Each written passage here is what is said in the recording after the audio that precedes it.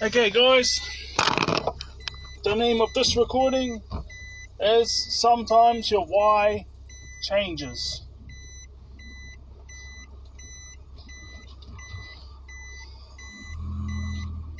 When I was like teenager going into my early 20s, the why was so that we could prove that, you know, Maori culture was a great culture and we could achieve just as much, and in some cases, depending what the area or expertise was, we could be better than my other ancestors, which were Europeans. Well, my ancestors, sorry, but I'm just, the way I said it's just like,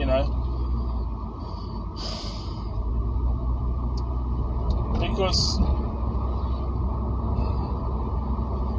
when still a lot of, you got pulled into, when you're a child and teenager, it's like you got to pick one or the other, right? But even back then I didn't pick one or the other because I was proud of both. But just different times.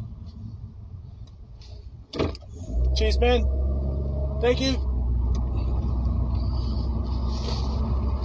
Different, times, just like what you get into, so it feels that way, but it's like, you grow up and realise, But once I got to my 20s,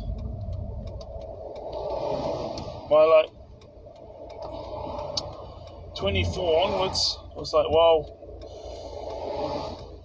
I had faced a lot of discrimination, so it was like, just for me. Because I thought, it had to be that way, but, just to get my needs. But then I grew past that, and it was like different theories coming and going. The one that kind of stuck in the past 3 years especially was the neurodivergent stuff, and it's great having these great achievers, and this time around I'm going to say some names because it's going to show how it's not a personality or we have different perspectives and whatever. But you got Bill Gates, George Bezos, Elon Musk, Albert Einstein. You got Mel Robinson. You also have a lot of the pro wrestlers. Because you got to go think fast, and because people think that ADHD got slow brains, actually no, we're thinking of so much we can't stick at one thing at the same time. But if a lot of things are happening at the same time, and this is the tricky thing with ADHD, because autism is very structure based and very consistently interested in the same 2 or 3 things, and then ADHD is very not chaos based but just fast. Bang, bang, bang, bang, bang, bang, bang, bang, bang, on the spot. And so it's tricky. When you have a mixture of the two, it can kind of show up different ways. But, there's a lot of ADHD wrestlers, like there's, they used to say these names, they were like indie names, but now some names have come out and some people have said in interviews, and it's like, and then you can see just the characteristics of half of the wrestlers, a lot of them would be undiagnosed, but John Moxley and MJF and Will Ospreay and I think even Kyle Fletcher have all come out admitting to it. They're the ones that have said it straight out, like, we had to overcome some struggles because but then yet again I think that our ADHD, or before Ospreay it's autism and ADHD, has worked to our advantage. And so you have all these stars and you have things like that. I think it's very important to also have, I wouldn't be surprised at a lot of those UFC fighters too, because the theories always change, but the thing is it's proven that well, again, it can show differently in different people, but with me, I get these great bursts of energy where I've got like if someone my age came by me when I have these big bursts of energy, I'm like doing double the amount, or I'm twice as fast, or I'm talking twice as fast as your average person. But then when I don't have the big burst of energies, it's like, you know what I mean?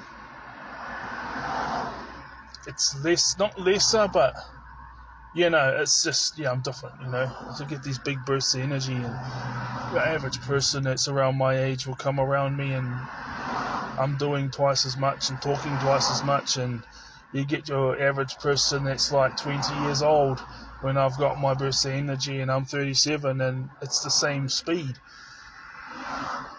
But when I'm not having those bursts of energy, it's, you know, yeah, sometimes it's less. Yeah, it's less, but sometimes the talking isn't less, but definitely the doing is a lot less. And sometimes, yeah. Was it like, I'm not saying most sportsmen are ADHD or whatever, but here's the thing, is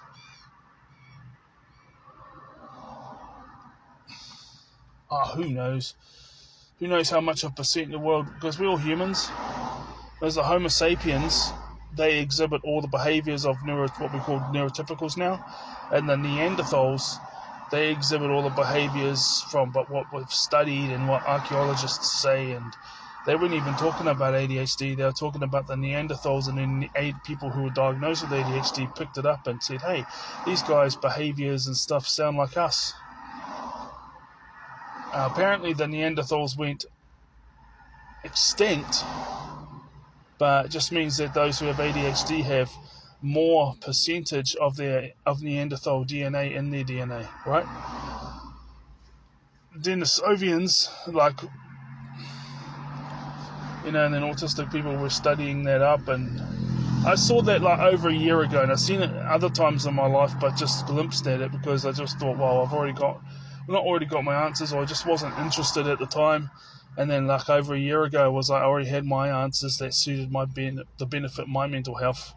But I might look at it later, who knows, and it's over a year later. Oh, that's interesting. Yeah, they do sound like they have savant autism, like, you know, they're like really focused on 2 or 3 things and like brilliant at it, but at the other things, whatever that person was doing was like, they were all like that, and they liked socializing, but they didn't like it as much as neurotypicals. I'm just giving a number, like I'm fine if I have half an hour or so, even longer, half an hour to an hour worth of socializing every day. To me, I'm not saying that I can't do more, but that's enough for me to stay mentally well. And with most neurotypicals, I'd say it's probably about 4 hours. So that's not what this is supposed to be about. My point is, we need a why. You need a why to motivate you when you lose interest and determination. You know, interest, determination, motivation.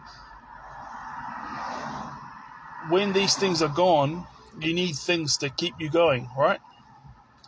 And that's your why.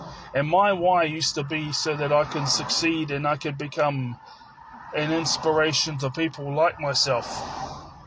And also, I wanted to make them know it's doable. You know, I didn't want to stand on here and then, like, you know, we hung in there, we learnt, and now look, we've got this female that you're not even attracted to or whatever, or you're just coping and putting on a smile with a job that you don't like, and, you know, but it seems that people want that for me or less, and that's just causes me to question my why.